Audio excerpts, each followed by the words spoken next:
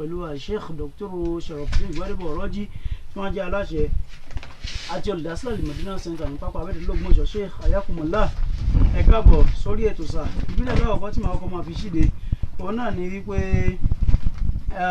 ǹjẹ́ bí òní ṣe jẹ́ ọjọ́ kẹta ọdún iléyá yìí, ẹni tí kò ní àníyàn pé òun ò rí ẹran pa síwájú àsìkò yìí tó sì jẹ́ pé ó ti mú èékánná àbí irun kúrò ní ara rẹ̀, ǹjẹ́ tí àǹfààní àti wá pa iléyá bá wá yọ báyìí bí irú ọjọ́ òní àbí títí ọ̀la, ǹjẹ́ àǹfààní rẹ̀ ń bẹ fún láti pa iléyá tó ti wó ti mú nǹkan kúrò níbi irun ara rẹ̀?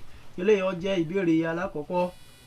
Ìbéèrè ẹlẹ́ẹ̀kejì òun náà ni pé ǹjẹ́ ó bójúmu nínú ṣẹ̀ríà ẹ̀sìn Islam kí àwọn ọmọ wọn tí a ti máa ń lọgun fún pé ká máa fi fóònù wọn sí ìdákẹ́jẹ́jẹ́ àbí ká máa pa nígbà tí a bá fẹ́ ṣe ìjọsìn, kí a máa ṣe bẹ́ẹ̀ ká máa sọ pé ká máa san owó ìtanràn pé fóònù wọn dún ní inú mọ́ṣáláṣí ní ìgbà tí a bá ń jọ́sìn lọ́wọ́, ǹjẹ́ ó tọ́ ká máa sọ pé ká san owó kéékèèké kan ní ìkan pàtó? Ilé ọwọ́ jẹ́ ìkejì. Ẹ̀kẹta òun náà ni pé nínú ṣẹ̀ríà ẹ̀sìn Islam ṣé ó lẹ́tọ̀ọ́ àbí ṣé yóò ṣe ìtẹ́wọ́gbà nígbà téèyàn bá ń ṣe ìjọsìn lọ́wọ́ tó jẹ́ pé ọkùnrin ṣòkòtò tó wọ̀ ó wọ ṣòkòtò nǹkan kò ṣe, àmọ́ ẹ̀wù tó wọ̀ lé ó jẹ́ pé agbọn bàràbàrà àdì rẹ̀ báyìí yóò mọ yọ sílẹ̀ ní ìgbà tó bá lọ sí sujud àbí ìgbà tó bá lọ sí rukuu, ǹjẹ́ sọ̀láàtì rẹ̀ yóò ṣe ìtẹ́wọ́gbà? Ẹ jẹ́ kí n dádúró bá àwọn náà ìbéèrè sì kù lẹ̀.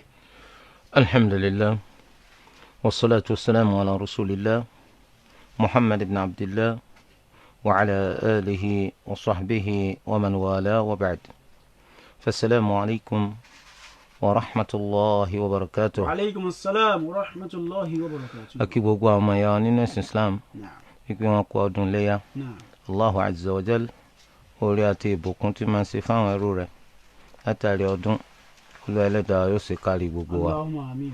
ìbéèrè tí wọ́n béèrè pé nígbà tí òní tó jẹ́ ọjọ́ kẹta ọdún léyà ọjọ́ kejìlá nínú oṣù Dhul-Hijjah, òní là ń pè ní Yawmun Nafr al-Awwal, ọjọ́ àkọ́kọ́ eléyìí tí ó tọ́ sí àwọn alálàájì láti kúrò ní Mínà pé iṣẹ́ hajj tàwọn tán tí wọ́n mórílé Mẹ́kà láti lọ ṣe tọ́wáfù dágbére padà sí ìlú wọn tàbí orílẹ̀-èdè wọn, eléyìí tí ń ṣe àmì pé iṣẹ́ hajj tọdún yìí ti wá sópin lónìí fẹ́ni tó bá fẹ́.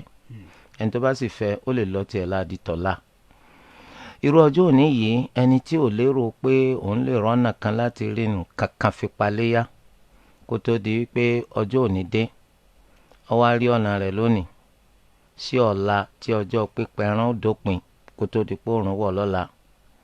ǹjẹ́ ṣé onítìín lè pa ẹran léyà tó ti pé ó ti gé ìkánná rẹ̀, ó ti fárun abíyá fárun abẹ́ láti ìbẹ̀rẹ̀ oṣù Dhul-Hijjah, kó sí ní tó burú mbẹ̀?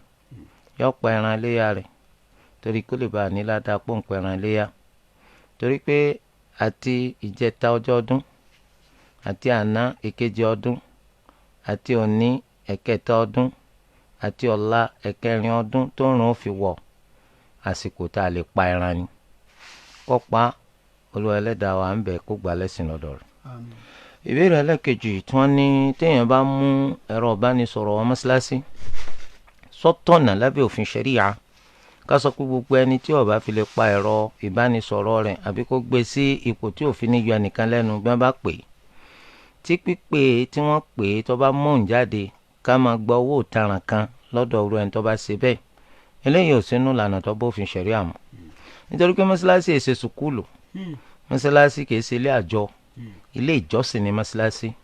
ó ti tó pé ká pàkíyèsí àwọn ẹni tó wá ń ṣẹ̀sìn pé kó ń kálukú kó gbé ẹ̀rọ ìbánisọ̀rọ̀ rẹ̀ sípò èyí tí òfin ní yọ ẹnìkan lẹ́nu tí wọ́n bá ń pè, nítorí pé ọkàn wa tẹ́ rí yìí báyìí ẹyọ kọ̀ọ̀kan lolúwa kó sóní kálukú nígbà àyà. ma ja'ala Allahu li rajulin min qalbayni fi jawfihi, bẹ́ẹ̀ lolúwa wá sọ, ó lóun ò fi ọkàn méjì sí ẹnìkan nígbà àyà. torí ẹ̀ etí ò lè gbéjì, ẹni tó ń ṣẹ̀sìn à ń fẹ́ kó máa fi ọkàn àti ara kó máa fi ṣẹ̀sìn. kò sí bí ọkàn rẹ ó ti ṣe wà nídìí ẹ̀sìn rẹ nígbà tí ẹ̀rọ ìbánisọ̀rọ̀ ẹnìkan bá ń ké tantan.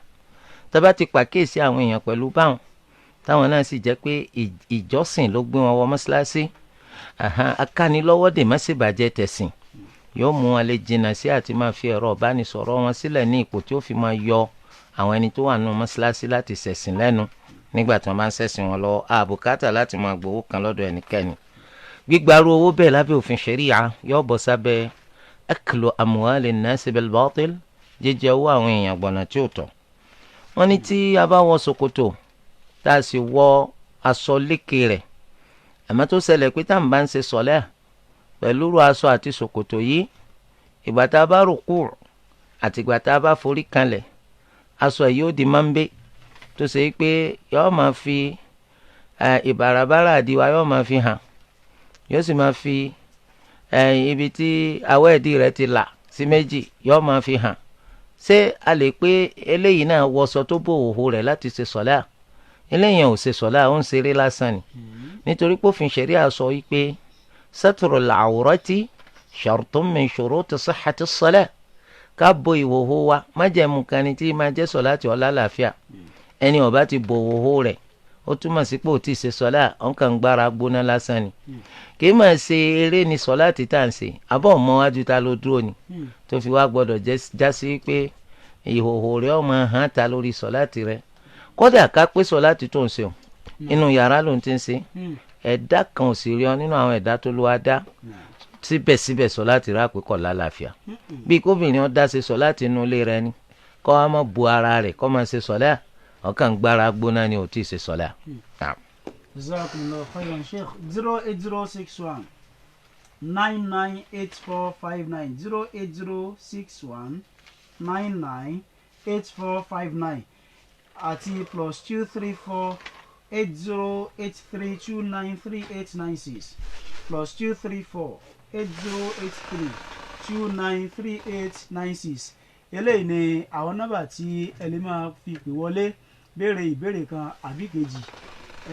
ẹ lórúkọ yín o.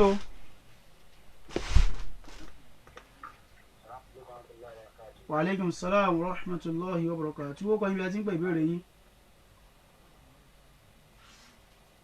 orúkọ yín. wọ́n gbọ́ wa nù.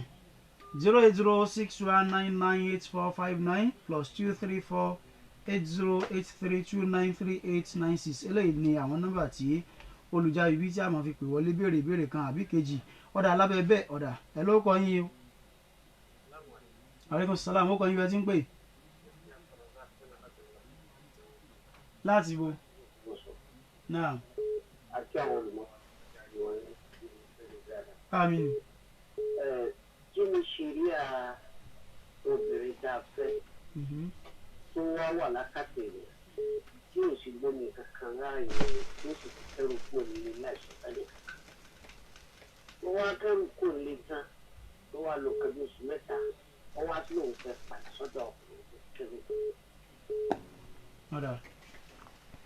alhamdulilayi tírò ẹ bá ṣẹlẹ̀ ìyàwó ọkùnrin yẹn náà sì ni lópin ìgbà tó ṣe pé ń gbọ́ kẹ́rù òun ò fi kíkọ́ ọlẹ̀ kò fi lé kíkọ́ ẹrù tó kọ́ ẹrù, ìyàwó rẹ̀ náà ni ó máa jẹ́. ó wá kú kó dáhùn nítorí lọ́bẹ̀ tó fi wá ru ọwọ́ tó fi kẹ́rù kó nílé ọkọ. kí ló dé tó fi kẹ́rù kó? ara dáadáa ẹ̀sìn Islam nù. òun lè jẹ́ kó kẹ́rù kó lórí pé òun ò ṣe má, òun ò fẹ́ jẹ́ ìyàwó fún ọmọ. àmọ́ lábẹ́ òfin ṣẹ̀ríyà eléyìí wọ́n kàn sọ sápò ara rẹ̀ ni, kò nítumọ̀. ọkùnrin ló máa ń kọ obìnrin. ká pé lílọ tó lọ́n kò fẹ́ fẹ́ ọmọ lóòótọ́, ńṣe ni ó bọ́ dànù. kò sì bọ́ dànù, kò tí ẹ̀ gbọ̀nà tí wọ́n fi bọ́yàn dànù, ọkàn kẹrù ni bọ́yẹ̀rù ti pọ̀ nù yàrá rẹ̀ ló fi fẹ́ kó lọ bòmíì. irú ẹni tó ṣe báwọn tó bá jẹ́ pọ́ bọ́ dànù ni pé sọ̀dáàkì tó fóònù ni òun ò ṣe má, wọn bá pè ní khula'. àmárù ètò ṣe yí báyìí so ó pàkíyèsí pé kéèyàn pàkíyèsí rẹ̀ lọ sídìí pé ilé ọkọ wọn kì í fi sáwàdà. ìwọ ti dé ibi tó fẹ́ máa gbénu táǹsì ń bẹ Allah kí nǹkan kan má yà wá yàtọ̀ sí kú. yá ló dé wọn máa kẹrù lọ lónìí ó kẹrù bọ̀ lọ́la wọn ti èsì pọ̀ gbádùn. torí ẹ̀ ọjọ́ bó ṣe jẹ́ ìyàwó rẹ̀ náà ni. àmọ́ tí wọ́n bá wà wò pé oṣù mẹ́ta kí ló ń ṣe ń gbà kí làwọn nǹkan tó ti ṣẹlẹ̀, ó ṣeéṣe kó jẹ́ pé ó ti hùwà àwọn àbàjẹ́, ó ti ṣèrànù ṣèrégbè. tó bá ríran rí nǹkan tó ti ṣe lábẹ́ bẹ́ẹ̀ ó lè pé wọ́n ọ̀fẹ́ mọ́ kọ́ wá ṣẹ̀ṣẹ̀ kọ́lẹ̀. ẹlẹ́yìn ìjà bó ṣe jẹ́. ẹ lórúkọ yín o.